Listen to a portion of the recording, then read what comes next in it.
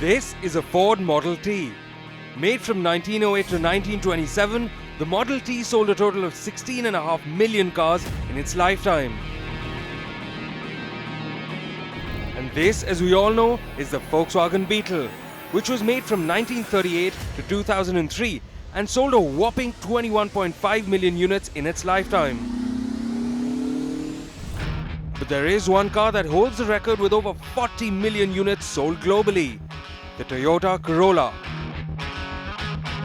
Now the Corolla has been with us since 2003, and this version of the car is the 6th iteration of the popular Japanese sedan if you consider all the facelift and generation changes that it's been through.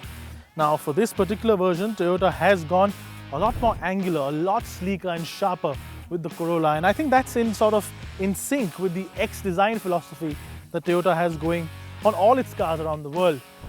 Headlights pointier, a lot more sharper than ever before, and it gives the Corolla a lot more aggressive face, especially with these daytime running lights that run across. And my favorite part of the design, well, it's the front bumper with these little vent type design features. I think they look really cool. They almost look like little wings. Overall, this is definitely the most aggressive and the coolest looking Corolla that Corollas have ever been. The GL variant we're driving is the top of the line diesel, and it comes with only 15-inch wheels, which is a little disappointing.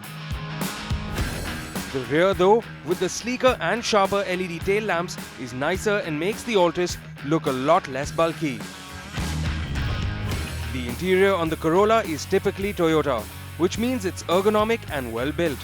Shockingly though, this top-of-the-line diesel version, which costs just over 19 lakh rupees ex-showroom Delhi, does not come with an infotainment system.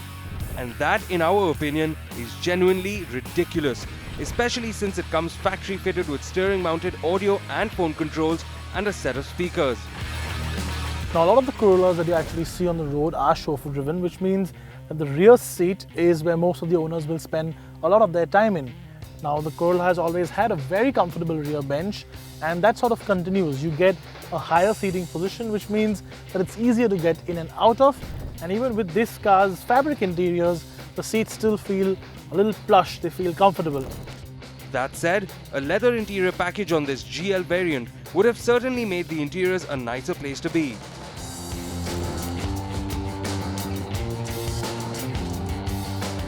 Now the Corolla has never been a driver's car as such, but more of a driver's car, a chauffeur. And with the 1.4-litre diesel engine under the bonnet, which makes 87 bhp and 205 Nm of torque, you wouldn't expect a lot of performance, especially from a car of this size. But what the Toyota Corolla does really well is cruise. Now this does have a 6-speed manual gearbox. It doesn't have an automatic like almost all of its competition, but leave it in the 6th gear at about 2000 RPM on the highway, about 100 km an hour, and it is quiet, it's comfortable, and it is refined. And it gives you a really good fuel economy figure. While the diesel might not have an auto box, Toyota does offer the 1.8-litre petrol that makes 138 bhp of peak power and 173 Nm of torque with either a 6-speed manual or a CVT automatic gearbox. And it's pretty much the same story with the way it handles.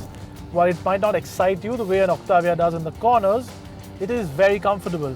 This particular version, especially with its 15-inch wheels and tires, is actually a lot more comfortable than almost anything else in this particular segment. The Toyota Corolla might be one of the most popular cars in its segment, but with competition like the Hyundai Elantra, which is priced just slightly above it, gets a lot more features. It does have its work cut out for it. It has evolved along nicely though, and is definitely a more stylish car now. But we still think that Toyota's gamble in not adding enough value to the Corolla in this diesel spec might be a bad move.